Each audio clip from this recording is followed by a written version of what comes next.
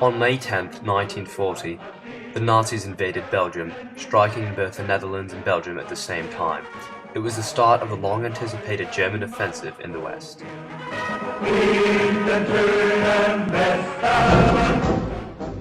Before the invasion, Leopold III had declared that Belgium would remain strictly neutral as to avoid conflict. The Germans still attacked, however, taking only 18 days to force the Belgians to surrender to the far superior German army. To prevent further bloodshed, Leopold asked the Germans for a suspension of arms and became a prisoner of war. Under Nazi rule, the Belgians suffered. They deprived the Flemish of their resources to support the Nazi army's constant need of supplies. Food was rationed and freedom was scarce.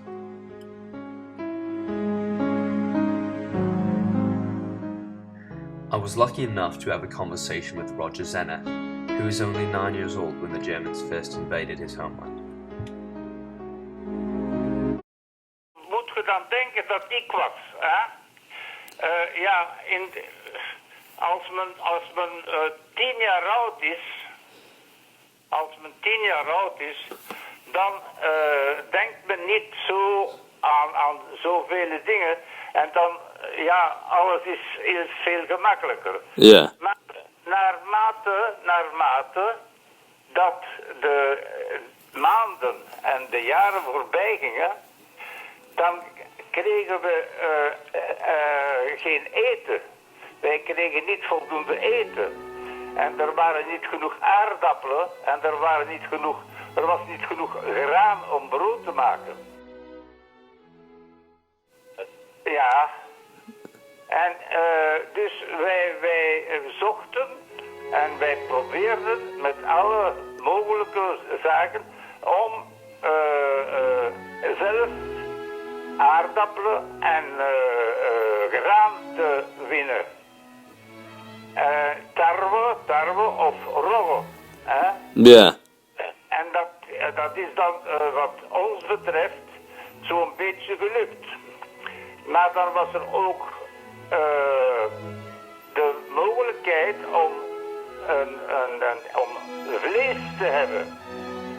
En een van die mogelijkheden was de volgende. Dat is natuurlijk een lachertje wat ik ga vertellen. He explained to me what seemed to be a voucher system, in which they were able to receive a certain amount of meat per month, as all of the country's meat was seriously rationed. He also described a trick his family used to get a little extra. Ik had mijn grootmoeder en die woonde naast Vilvoorde. Dus in een klein dorpje naast Vilvoorde. Ja. En je moest dan aan de administratie, als men varkens kweekte, dan moest men dat aangeven aan de administratie. Want dan kreeg je minder vleesbonnetjes om vlees te kopen. Want het vlees was gerationeerd. Ja. Wanneer je kreeg dan per persoon en per maand een aantal, een gewicht aan vlees, aan varkensvlees of rundsvlees. En dan kreeg je met bonnetjes werd er dan gewerkt. En die bonnetjes gaven de toelating om bij de beenhouwer 1 kilo vlees te kopen per maand. Ik zeg 1 kilo, dat kan 1,5 kilo geweest zijn. Ik ken het gewicht niet juist van buiten hoor. Ja, dat is oké. En dan mijn grootmoeder, een van mijn grootmoeders, die had een stal. En in die stal wou ze dan een kweken.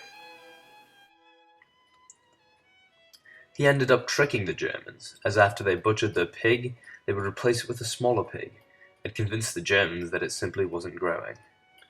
He told me many survival stories, as little tricks such as these were often necessary to get enough food, since supplies were running so low.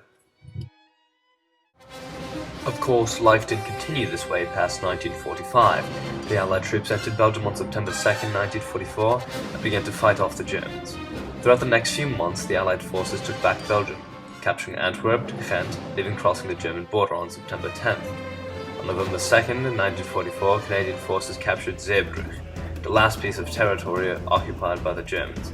Finally, after months of fighting, on February 4th, 1945, Belgium was free of German forces.